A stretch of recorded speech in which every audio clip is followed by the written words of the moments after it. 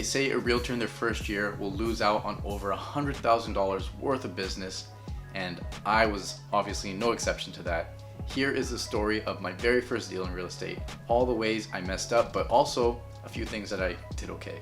My name's Wolvie. I'm a top producing agent in one of the busiest and most expensive real estate markets in the world, Vancouver, Canada. Subscribe to keep up with the news and the day-to-day grind in a city where the average home price is over $1 million.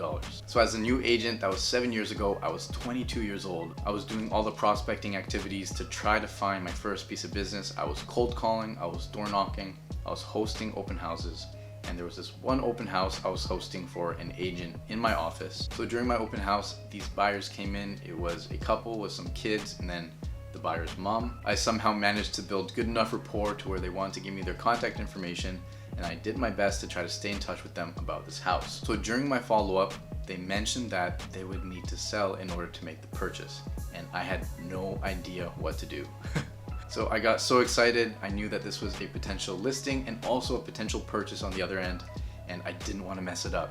So the first thing I did was go to my office and try to find a more experienced agent that I had been talking to bring on and help me navigate the situation. Now I know a lot of people want to avoid this because you're splitting your commission most likely in half, but one thing that I learned in a training really early on was you'd rather have half of the business than none of the business. And I had no idea how to close or navigate the situation, so I definitely made the right choice by bringing someone on. So the agent from the office did an amazing job of lining up the listing appointment for us to go on. He helped me prepare for the listing appointment, so putting together all the market stats for a comparative market analysis, putting together all the promotional materials.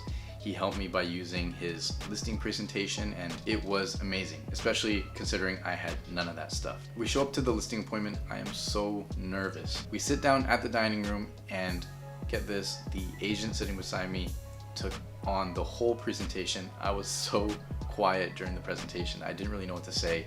He invited me to jump in a few times.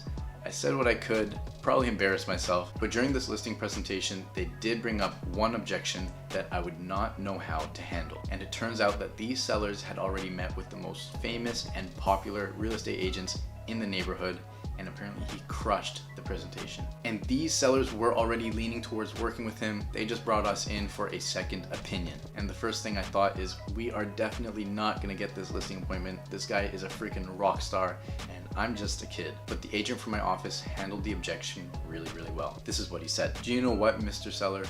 I know this agent. He is amazing. He's a rock star and he does a ton of business in the neighborhood. But guess what? He does so much business, there is no way you'll be dealing with him directly. As soon as you sign with him, you're just gonna get passed on to some junior agent who may not know you or your family or even what they're doing. Me and Wolvie are the ones sitting here at your table. We're not gonna pass you off to another agent. We're gonna be working with you and your family directly. It'll be the two of us showing your home every time. It'll be the two of us hosting open houses. It'll be the two of us knocking every single door in this neighborhood trying to find you the right buyer for your home. When you choose to work with me and Wolvie, we will be fully invested in your family's success. You won't just be another transaction to us. We won't pass you off to another agent. You will be our #1 priority. And I thought that was crazy. 22-year-old me would not be able to articulate anything near that. But a few days later, we got a call back and they told us that they wanted to sign with us. And it was purely because of what my partner said at the kitchen table on that appointment. And in the end, we sold their place in a month and they ended up buying 2 more places with us. So the moral of the story is, if you are a new agent, don't be afraid to bring on someone else and be part of the transaction, especially if you don't have the language or the ability to close. I'm so happy I decided to do that because that one conversation led to my first 3 deals. And that is an opportunity my 22-year-old self would not be able to get alone. Not only do you get help securing the deal, but you get to learn the language, you get to learn the systems, you get to R&D it, replicate, and duplicate it in your own business so that you know how to handle the next one alone. If you like the story or you found it remotely helpful, subscribe. I really appreciate it. I'm pretty active on Instagram, so check me out there, and I'll see you guys on the next video.